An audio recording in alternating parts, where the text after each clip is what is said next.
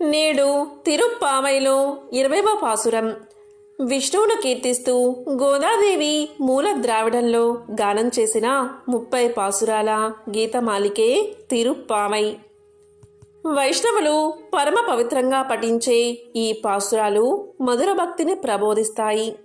ధనుర్మాసంలో నేడు 20వ రోజు.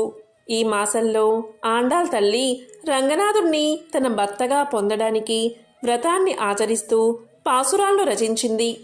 ఈ పాసురాలనే తిరుప్పావై అంటారు. ఈరోజు తిరుప్పావై 20వ పాసురం. ఆ పాసురం యొక్క అర్థమేంటో ఇప్పుడు తెలుసుకుందాం.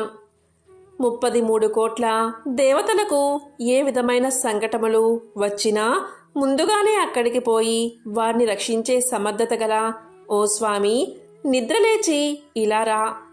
ఆశ్రితులను రక్షించడానికై వారి విరోధులను దునుమాడే బలాఢ్యుడా, ఆశ్రిత రక్షక, ఓ బలశాలి, శత్రువులకే అతి దుఃఖాన్ని ఇచ్చే నిర్మలుడా, నిద్ర నుండి మేల్కో స్వామి అని స్తుతిస్తూ ఎంత మేల్కొల్పినా స్వామి మేల్కొనకుండా ఉండడం చూసి జగన్నాటక సూత్రధారి అయిన ఆ జగన్నాథుణ్ణి మేల్కొల్పమని నీలాదేవిని ప్రార్థిస్తున్నారు గోపికలు. బంగారు కలసముల వంటి స్తనద్వయమును, దొండపండి వంటి అదరాలను, సన్నని నడుము కలిగిన అతిలోక సుందరంగా విరాజిల్లుతున్న ఓ నీలాదేవి మాయమ్మ, నీవు శ్రీ మహాలక్ష్మీదేవికి సమానురాలవు. కరుణించి నీవైనా మేల్కొనవమ్మా. నేను లేచి మీకేమి చెయ్యాలి అంటావేమో విను. మన స్వామి అయిన శ్రీకృష్ణునకు శరీరంపై చిరు చెమట పట్టినప్పుడు దానిని ఉపశమింపచెయ్యగా వీవైన కైంకర్యమును చేయుటకు ఒక దివ్యమైన విసినకర్రను ఇవ్వు. ప్రమోద సమయాన స్వామి తిరుముఖ మండలము చూసుకోవడానికి ఒక దివ్య అద్దాన్ని ఇవ్వుము. వీటన్నిటినీ మాకు అనుగ్రహించి స్వామిని మేల్కొలపి మమ్ము అతనితో కూర్చి మంగళ స్నానము చేయింపుము.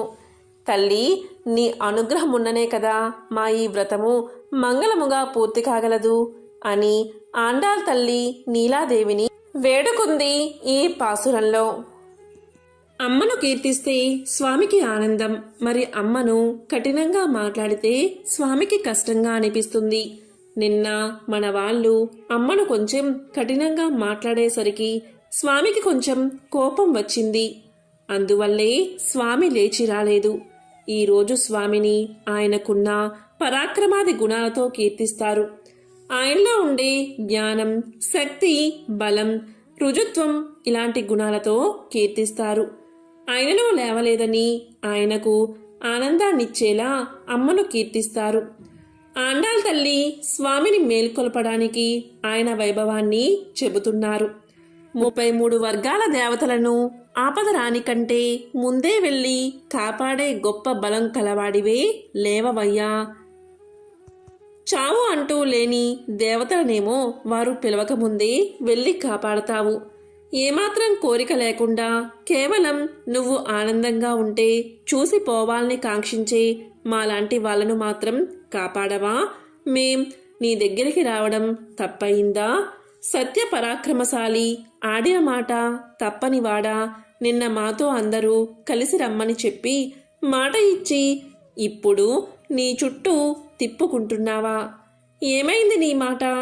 సర్వలోక రక్షణ సామర్థ్యం కలవాడా, శత్రులకు దుఃఖాన్ని ఇచ్చే నిర్మలుడా, ఏ దోషం అంటని వాడా, నిద్ర లేవయ్యా.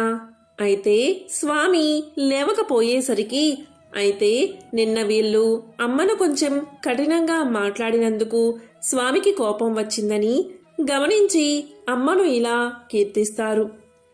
సముదాయ అంగ సౌందర్యం కలిగి స్వామి సంబంధంతో పరిపూర్ణమైన అందం కలదానా, సాక్షాత్తు నీవే లక్ష్మివి అమ్మ, మేలుకో.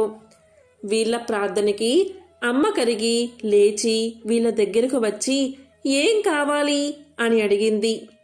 స్నానానికి తర్వాత మాకు స్వేదం ఏర్పడితే దాని అపనోదానికి విసనకర్ర కావాలి.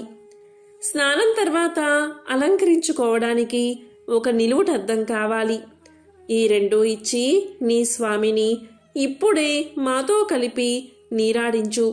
అలా అడగడం మనకు కొంచెం ఎలాగో అనిపిస్తుంది. బాహ్యంగా చూస్తే తప్పు కదా అనిపిస్తుంది. కానీ దోషమేమీ లేదు. పురుషుడు ఆయనొక్కడే, మిగతా జీవవర్గమంతా ఆయనకు చెందిందే. అందులో కొందరు ముందు ఉన్నవారుంటారు, కొందరు వెనుక ఉన్నవారుంటారు. ముందున్నవారు వెనుక వాళ్లకు మార్గనిర్దేశం చేస్తారు. అక్కడ పరమపదంలో నిత్యసూర వర్గానికి చెందిన వారిలో మొదటిదైన లక్ష్మీదేవి. ఆ తత్వాన్ని తెలిసినవారు, ఆ తత్వాన్ని సరిగ్గా చూపగలిగినవారు.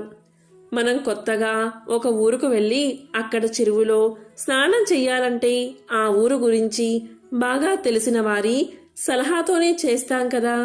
అలాగే హరి అనేది ఒక గొప్ప సరస్సు. సంసార తాపాన్ని తొలగించగలిగేది అదే. అందులో అందరూ మునగాల్సిన వాళ్లే. తాపం తగ్గాలనుకునే వారంతా అక్కడే మునగాలి. వీళ్ళు వాళ్ళు అని నియమం లేదు. జీవులమైన మనకు కాని పరమపదంలోని నిత్యసురులకు కాని ఉన్నది ఒకే సరస్సు. అందులో మునిగితే ఈ సంసారంలో ఉన్న తాపం అంతా తొలగిపోతుంది. ఆ హరి సరస్సు గురించి తెలిసిన దానివి నీవు మార్గం చూపిస్తే మేం దాంట్లో ప్రవేశించగలమని అమ్మ ఆండాల్ తల్లి నీలాదేవిని కోరుతుంది. పరమాత్మను చేరడానికి అమ్మ ఒక ప్రాపకురాలిగా పనిచేస్తుంది. భగవంతుని యొక్క కళ్యాణ గుణాల జలాలలో మనం నీరాడుతాం. దాన్నే మనకు తిరుప్పావై అందిస్తుంది. ఇప్పుడు అమ్మ కూడా వీళ్ళతో కలిసి మార్గనిర్దేశం చేస్తుంది. రేపటి నుండి స్వామిని అందరూ కలిసి మేల్కొలుపుతారు. 33 కోట్ల దేవతలందరికోయి కష్టాలు కలగకముందేనోయి, శత్రుభయము పోగొడుదువోయి, ఆర్జవంతుడవు రక్షింతువోయి, విమునుడవు బలవంతుడవోయి, వాసుదేవుడవు నీవు మేలుకోవోయి, సన్న నడుము సుందరవదనవోయి, అందాల నీల నీవు వరలక్ష్మి ఓయి, కంచు అద్దాలు వింజామరలోయి, సేవల కొరకు మా కందించలేవోయి, ఓ పూర్ణవతి మేము గోపికలమోయి, శ్రీకృష్ణునితో స్నానాలు చెయ్యాలోయి. ఇదే 20వ పాసురం యొక్క అర్థం. ఓం నమో నారాయణాయ.